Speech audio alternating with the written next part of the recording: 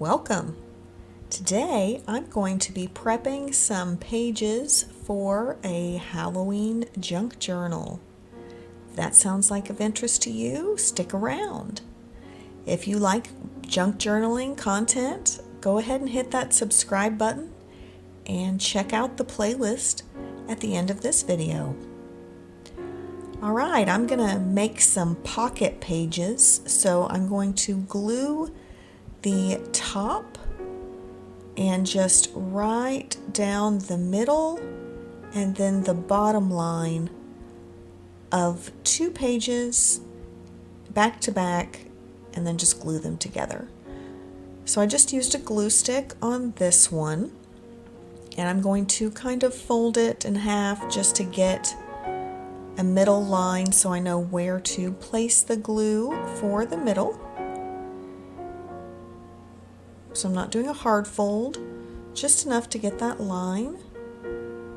And put some glue down and then glue the bottom line as well so that I end up with a pocket between the page that can hold another little page or a little paper treasure trinket of some kind.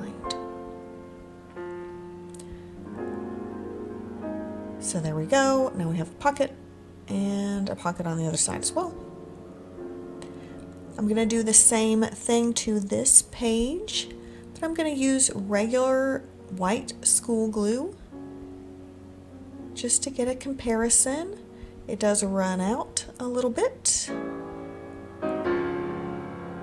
but it does stick very well. And I'll just find the middle, glue down the middle, and glue down the bottom again.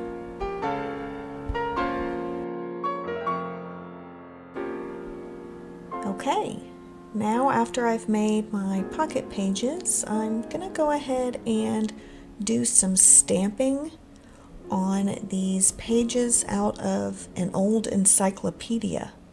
Now, most of these pages are from the death section of the encyclopedia, so I thought that would make a really good page for my Halloween journals. So I have a few different Halloween stamps that I'm going to use, some skulls, some pumpkins, some cats, some bats. So let's see how all of this stamping works.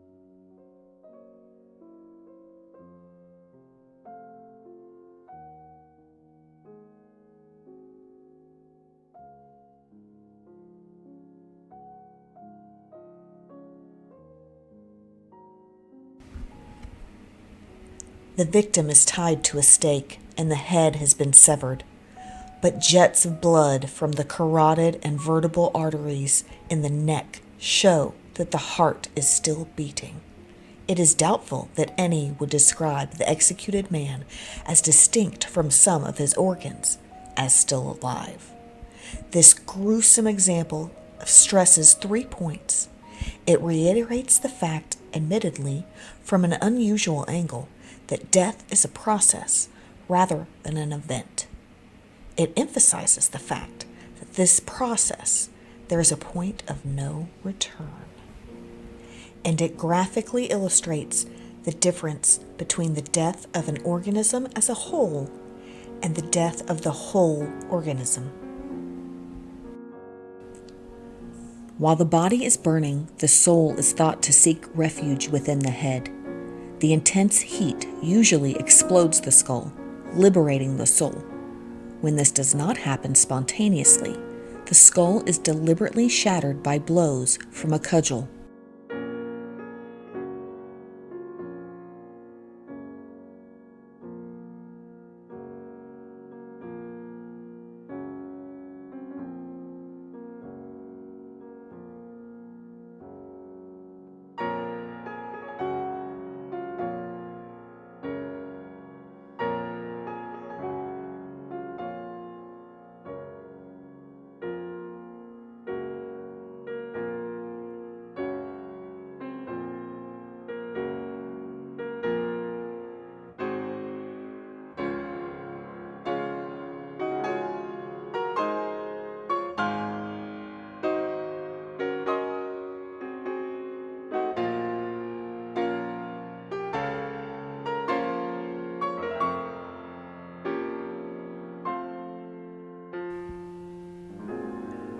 I hope you enjoyed crafting with me today.